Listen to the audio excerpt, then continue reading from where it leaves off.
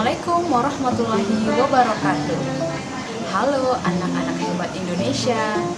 Hari ini kita akan belajar bersama Ibu Lia. Kali ini Kita akan belajar tentang suhu dan kalor. Tapi sebelumnya kita berkenalan dulu ya. Saya Lia Indah Nugraha. Saya menamatkan studi S1 saya di Universitas Negeri Medan, program studi Pendidikan Matematika. Dan sekarang saya bekerja sebagai guru di Min 4 Simalungun. Oke, yuk kita mulai. Ibu mau bertanya nih, siapa di sini yang pernah demam? Coba deh diingat-ingat, ketika kamu demam, ibu kamu mengukur panas tubuhmu kan? Dengan menggunakan alat yang diselipkan di ketiak atau ada juga yang dimasukkan ke mulut. Nah, yang ibu kamu lakukan adalah mengukur suhu tubuhmu. Suhu adalah ukuran panas atau dinginnya suatu benda atau keadaan. Alat pengukur suhu disebut termometer.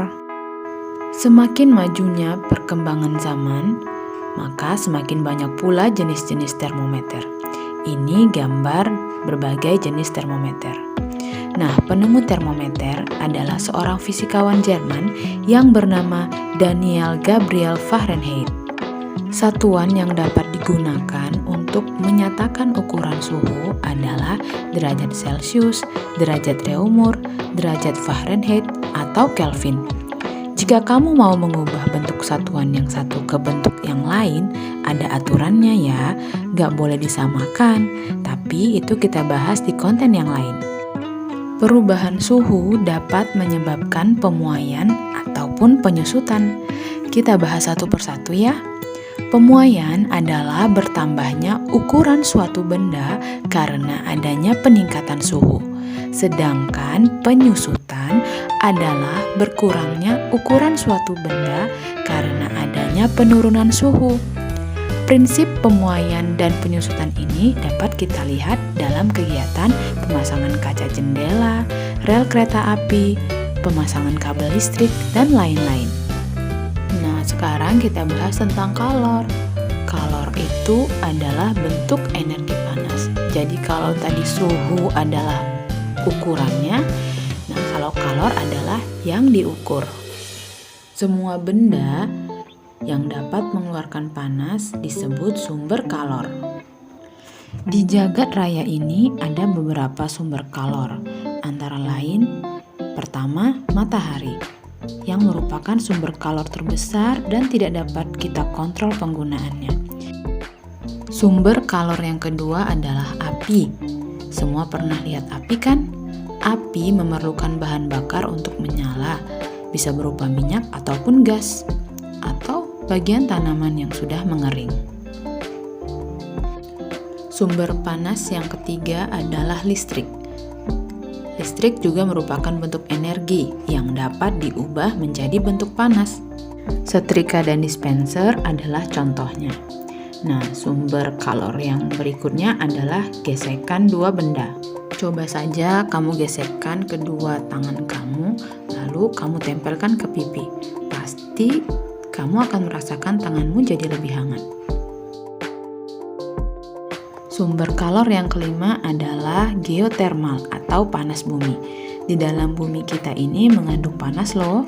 Jadi kamu jangan heran kalau ada tempat pemandian air panas di mana airnya berasal dari mata air yang memang sudah panas. Jadi, kamu nggak perlu menggunakan pemanas air seperti di hotel-hotel. Sumber panasnya itu adalah dari dalam bumi. Nah, ada fakta nih tentang kalor yang harus kamu ketahui. Pertama, kalor dapat mengubah wujud benda, dan yang kedua, kalor dapat berpindah. Kita bahas satu persatu yuk. Di alam ini, benda-benda yang ada dikelompokkan wujudnya menjadi 3 jenis, yaitu benda berwujud padat, benda berwujud cair, dan yang terakhir benda berwujud gas. Benda berwujud padat yaitu benda yang bentuknya solid, kaku, keras. Hal itu disebabkan ikatan antara zat penyusunnya sangat kuat. hanya dapat diubah bentuknya dengan perlakuan khusus. Contoh benda berwujud padat adalah kayu, batu, logam, kaca, dan lain-lain. Sementara benda yang wujudnya cair lebih fleksibel, dia akan mengikut bentuk wadahnya. Kalau diletakkan di dalam botol, ya bentuknya seperti botol. Kalau di dalam ember, ya seperti ember. Benda cair juga dapat mengalir dari tempat yang lebih tinggi ke tempat yang lebih rendah. Ia juga akan menekan ke segala arah. Contoh benda cair adalah air, minyak, susu, dan lain-lain. Lalu kalau benda gas, ia lebih ringan dan lebih bebas lagi pergerakannya dibandingkan benda cair. Umumnya benda gas tidak dapat dipegang dan dilihat, hanya dapat dirasakan, kecuali kalau sudah menjadi kumpulan.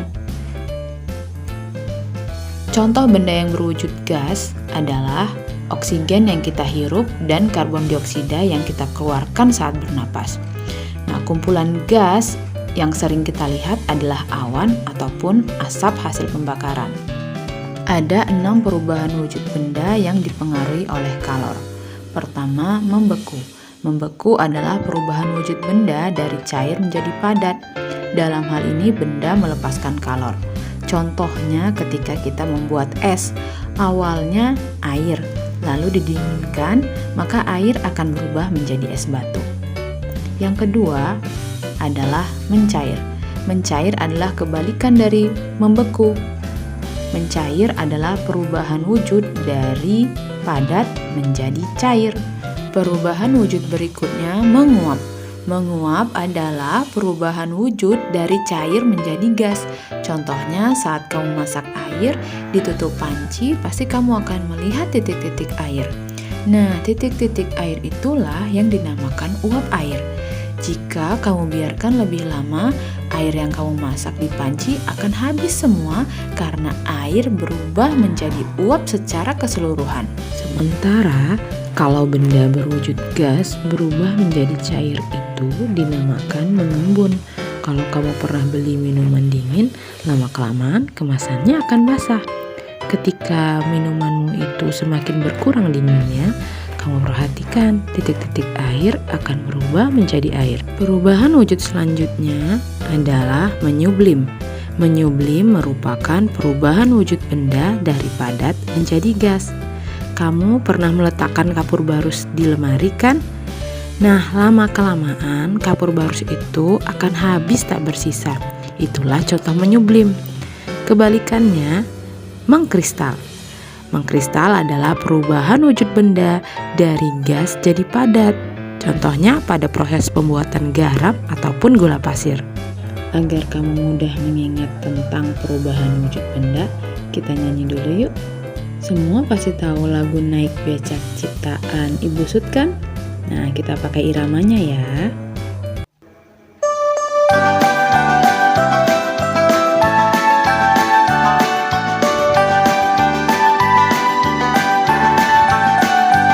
Tiga sifatnya benda, padat, cair, juga gas. Dari padat ke cair dinamakan mencair. Dari cair ke padat dinamakan membeku. Ubah selanjutnya dari cair jadi gas dinamakan menguap. Dari gas jadi cair dinamakan mengembun. Perubahan wujud benda masih ada yang lain. Ubah selanjutnya.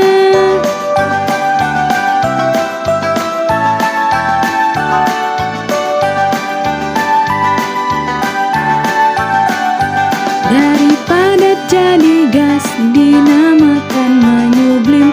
Dari gas jadi padat dinamakan mengkristal. Perubahan wujud benda semua ada 6. Ayo kita pelajari. Kebalikan mencair adalah membeku. Kebalikan menguap adalah mengembun. Kebalikan menyublim adalah mengkristal. Ayo ingat semua.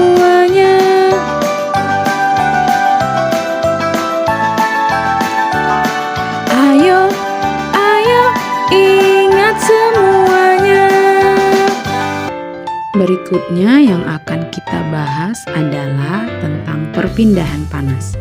Panas atau kalor dapat berpindah dengan 3 cara, yaitu yang pertama konduksi. Konduksi adalah perpindahan panas tanpa diikuti perpindahan zatnya. Sebagai contoh, ketika kamu mau minum teh panas, saat kamu pegang, gelas kacanya ikut panas. Jadi, panas dari teh berpindah ke gelas kaca dengan cara konduksi. Yang kedua, konveksi. Konveksi adalah perpindahan panas diikuti perpindahan zatnya. Contohnya ketika memasak air. Awalnya hanya air yang dekat dengan sumber panas yang ikut panas. Ketika air yang di bawah telah panas, maka ia akan bergerak ke atas dan posisinya digantikan oleh air di atasnya. Begitu berlangsung terus-menerus hingga semua partikel air jadi panas dan kita katakanlah air itu mendidih. Nah, cara perpindahan panas yang ketiga adalah radiasi. Radiasi merupakan perpindahan panas tanpa adanya zat perantara. Contohnya, kita dapat merasakan panas matahari pagi, mengeringkan cucian di bawah sinar matahari, merasakan kehangatan api unggun saat berkemah. Itu semua karena adanya perpindahan panas secara radiasi. Benda-benda yang dapat menghantarkan panas dengan baik disebut konduktor. Contohnya yang terbuat dari kaca, besi, ataupun logam yang lain. Sebaliknya, yang dapat menghambat panas disebut dengan isolator. Isolator ini biasanya adalah benda-benda yang terbuat dari plastik, kayu, karet, dan lain-lain. Terima kasih karena kita sudah sama-sama belajar hari ini tentang suhu dan kalor. Tetaplah semangat belajar demi masa depan yang gemilang. Sampai jumpa lagi. Assalamualaikum warahmatullahi wabarakatuh.